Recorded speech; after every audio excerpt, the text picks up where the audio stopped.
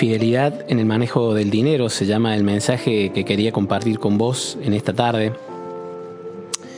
Y quería hablarte de lo importante que es ser fieles con Dios en el manejo del dinero. Hay gente que dice, bueno, no importa Dios, a Dios no le importa el manejo de nuestra economía. Y están muy equivocados porque es justamente de todo lo contrario. El Señor, para probar nuestra fidelidad en cosas grandes, lo primero que hace es fijarse, ¿no?, en cómo manejamos nuestro dinero.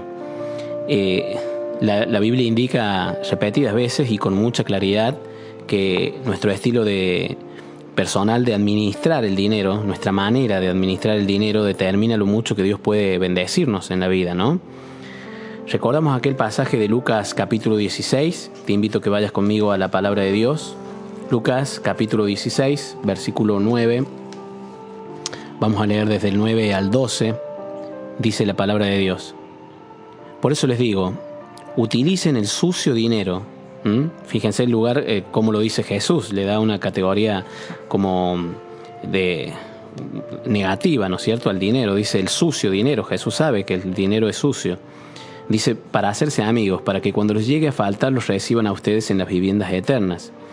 Y ahora empieza a decir algo muy importante. El que ha sido digno de confianza en cosas sin importancias, será digno de confianza también en las importantes.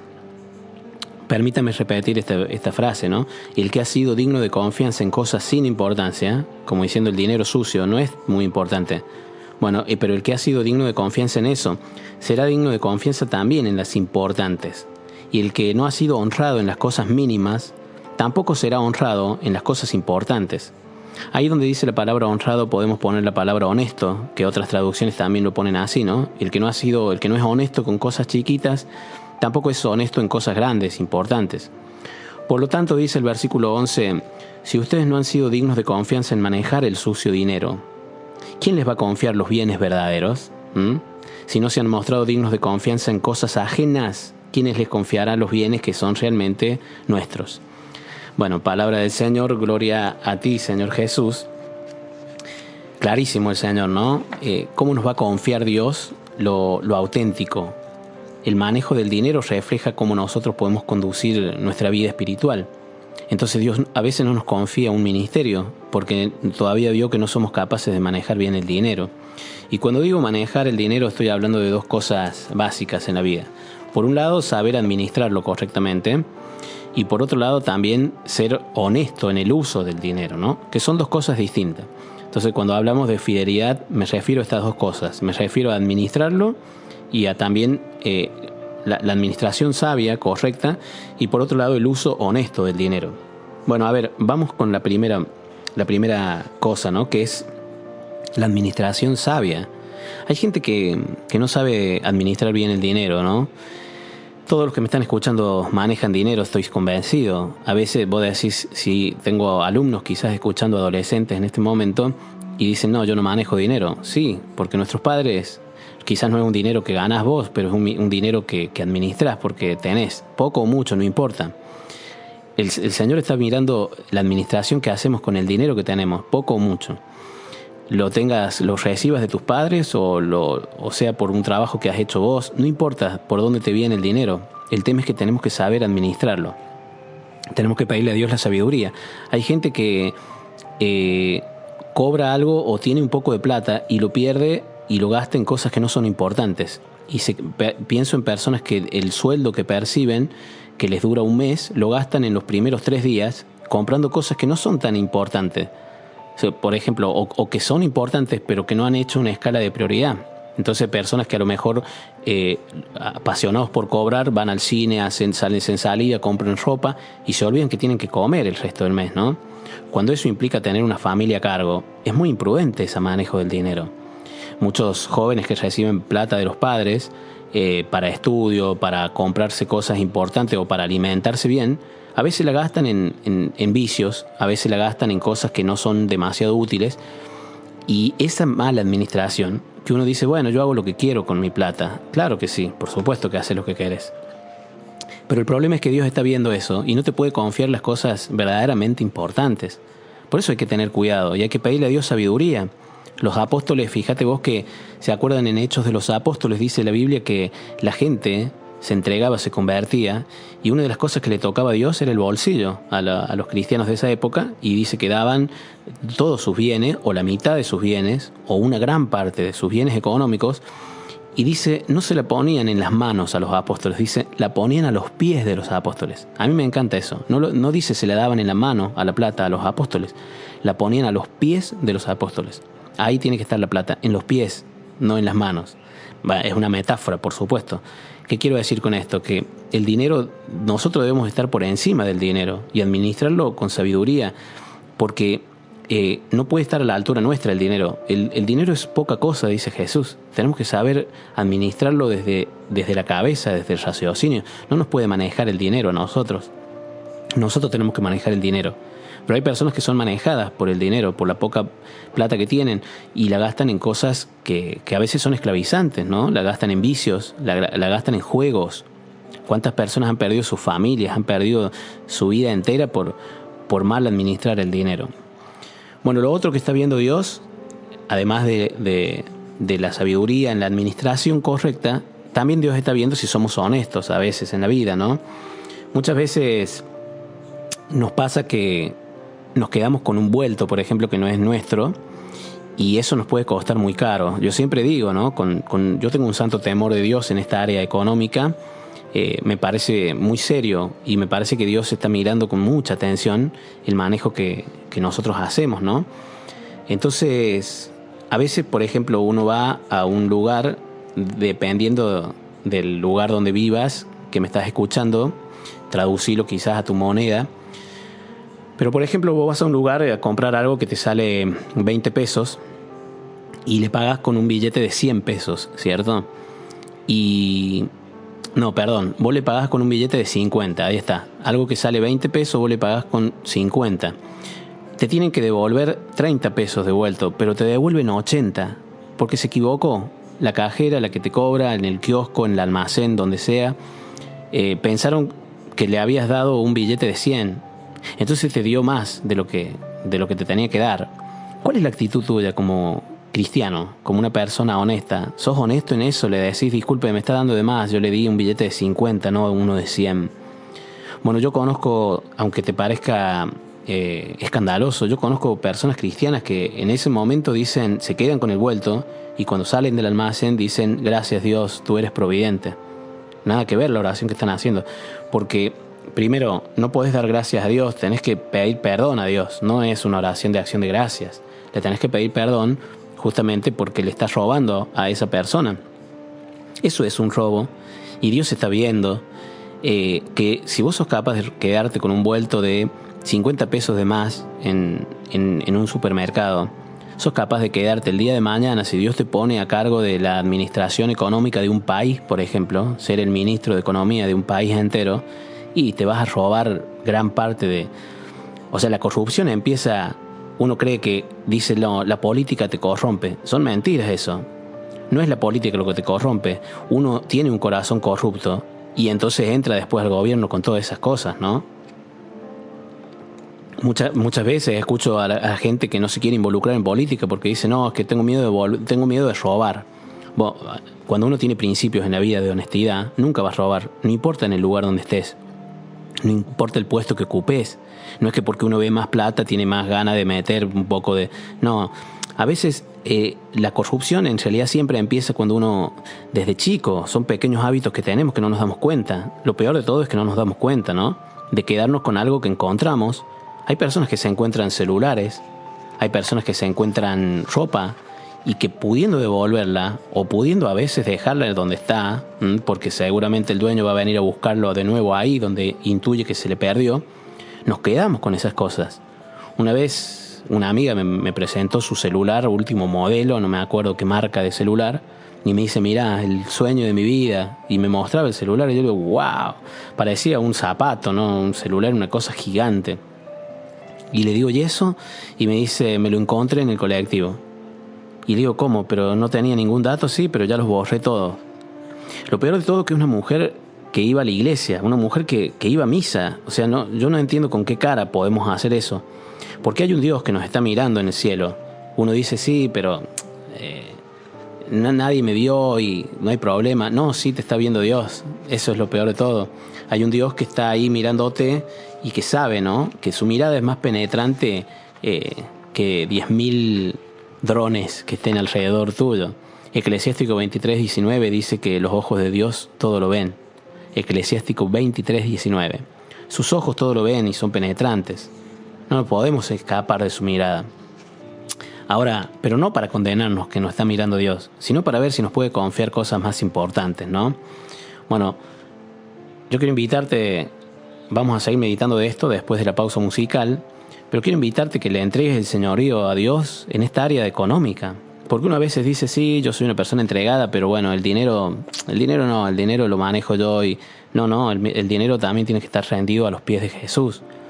La Biblia es muy, pero muy clara al respecto también cuando Jesús le dice a los discípulos, allá en el Evangelio de San Mateo, capítulo 6, versículo 24.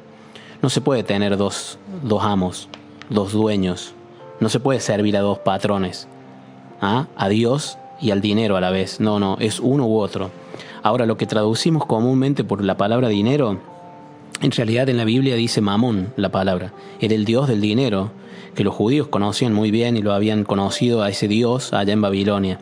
El dios de la prosperidad económica que les daba garantía. O sea, mamón era sinónimo de tener mucha riqueza y que uno puede depositar la confianza en ese dios, ¿no?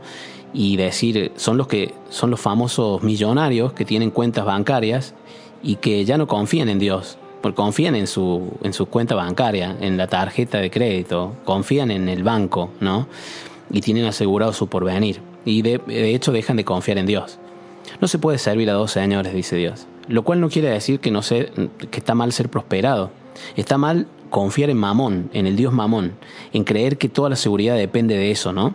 Acá en Argentina se suicidó mucha gente cuando hace unos varios años atrás sucedió un fenómeno económico llamado el corralito. Se acordarán los que son de Argentina, ¿no?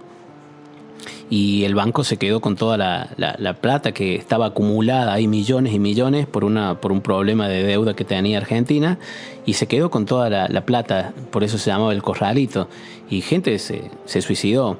Recordamos en Estados Unidos, en la bolsa, la caída de la bolsa en el año 1929, que mató, pero una cantidad más que cualquier enfermedad epidémica. Se terminaron suicidando los adoradores de Mamón, son los que se suicidaron. Habían puesto la confianza en su Dios y su Dios les falló. Bueno, para que esto no te suceda, yo quiero invitarte a que le rindas tu corazón a Dios y que le digas: vos, Dios, sos el dueño de mi vida, no el dinero, y que vos sos el Señor, el centro de mi vida. Saber ser fieles en el dinero también es saber usarlo y no ser usados por él. Decirle a Dios en esta tarde, con esta pequeña pausa musical, decirle que Él es el Rey de tu vida. Yo te invito a que le consagres tu vida y le digas: Señor, no tengo otro en mi vida, otro Rey que dirija mi corazón y mi vida entera, sino vos, no el dinero, no Mamón, vos, Dios. Alabarte sin parar todos los días, que tu presencia sea el anhelo de mi vida.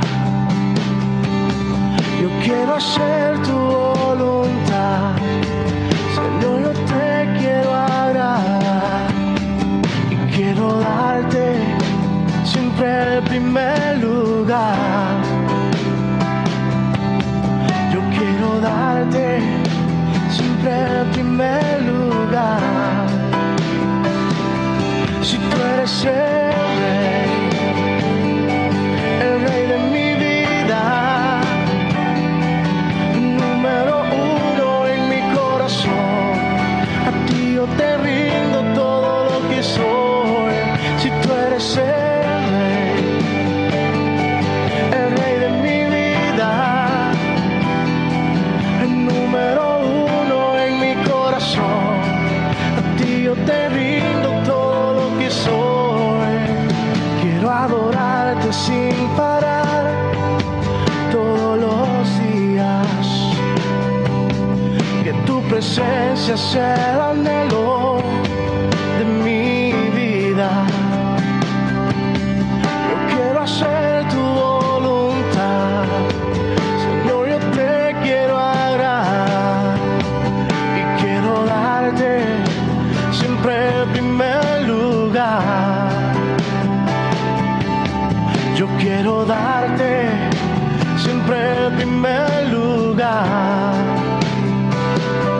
si tú eres el rey de mi vida, número uno en mi corazón.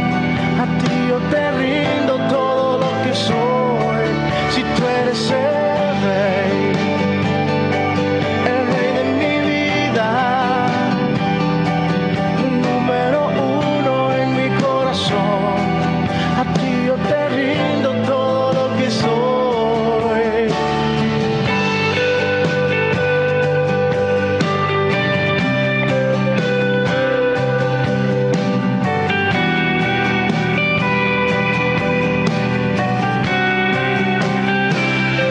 Si tú eres el rey de mi vida, el número uno en mi corazón. A ti yo te rindo todo lo que soy. Si tú eres el rey de mi vida, el número uno en mi corazón. A ti yo te rindo todo lo que soy. Si tú eres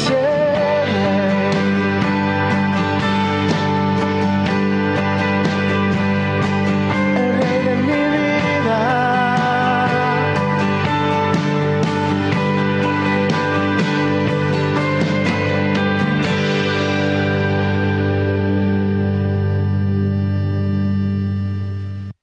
Estás escuchando Semillas para tu Alma con Sebastián Escudero.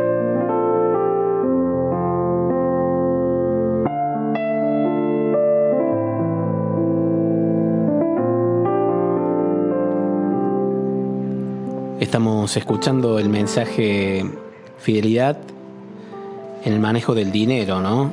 Que tanto nos cuesta a veces y creemos que no es importante, pero es muy importante porque la manera como manejamos el dinero es el reflejo de quiénes somos verdaderamente, ¿no? En todas las áreas de nuestra vida.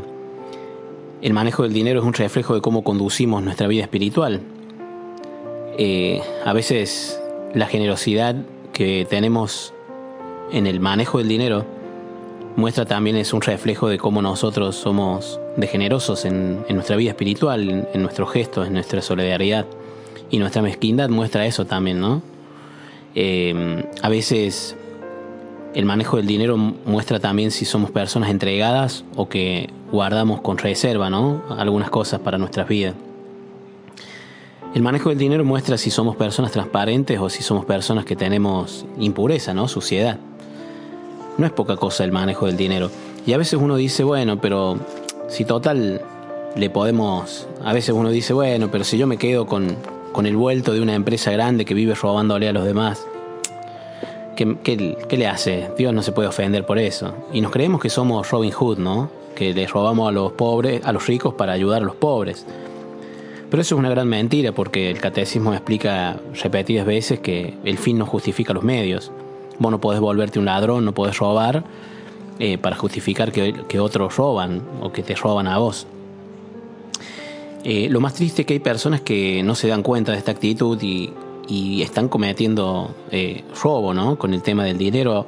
A veces es simplemente una llamada telefónica desde nuestro lugar de trabajo. ¿Cuántas veces uno hace eso, no? Y dice, bueno, total, mi jefe no está, no se van a enterar nunca de que llamé, una llamada de 1 minuto para avisarle algo a mi esposa, a mi esposo, para llamarle a mis hijos, ¿no? Pero Dios sí nos está mirando. O a veces uno dice, no le consultamos a nuestro jefe para hacer una impresión. Estoy pensando en este momento, una vez en una comunidad me dijeron, Sebastián, si querés, hemos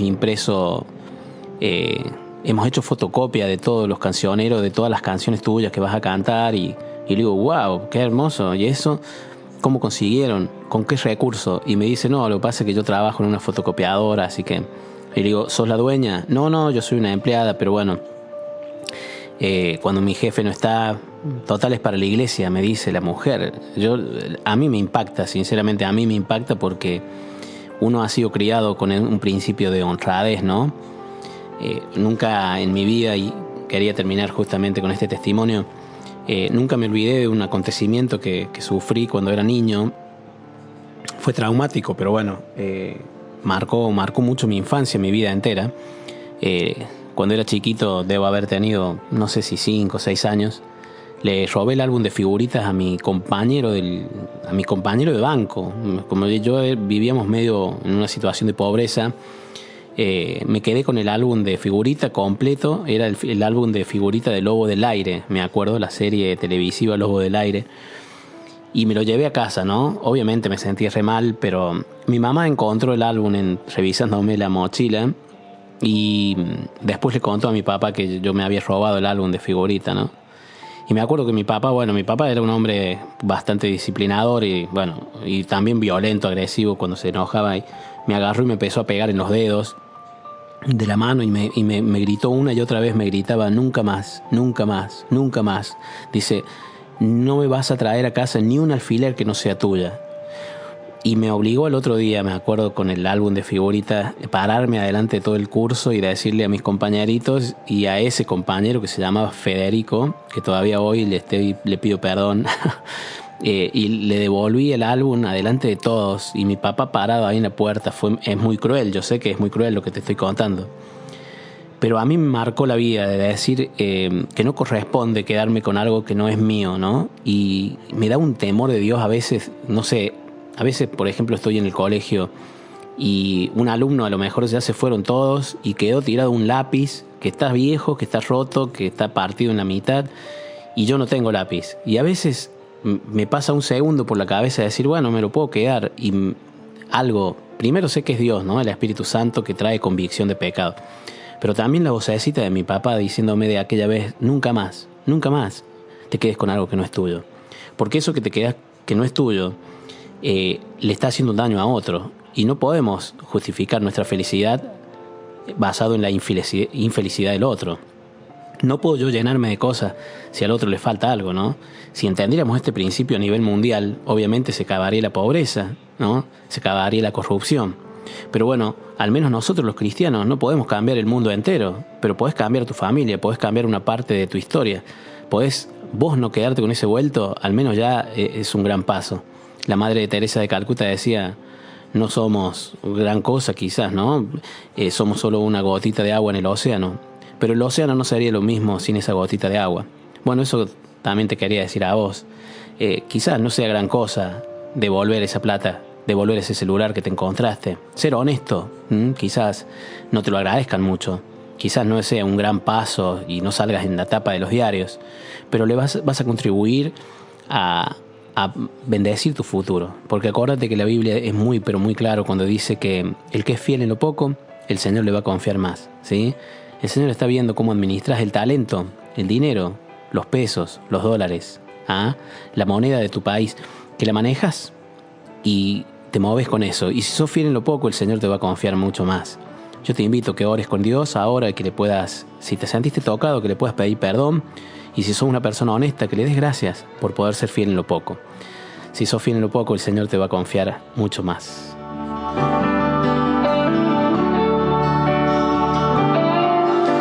Yo creo en las promesas de Dios. Yo creo en las promesas de Dios.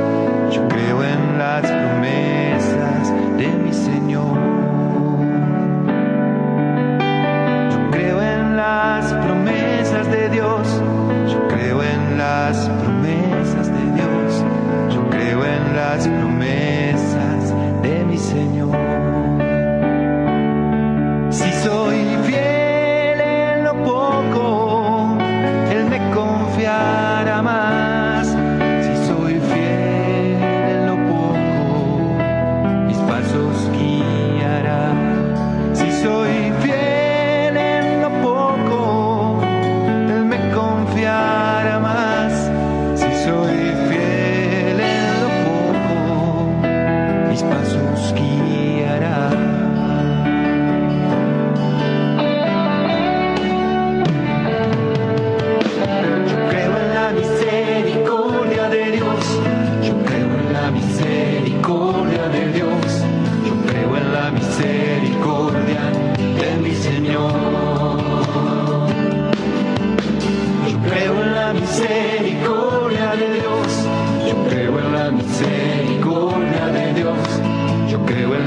misericordia de mi Señor. Si soy fiel en lo poco, Él me confiará más. Si soy fiel en lo poco, mis pasos guiará. Si soy fiel en lo poco, Él me confiará más. Si soy fiel en lo poco, mis pasos guiará.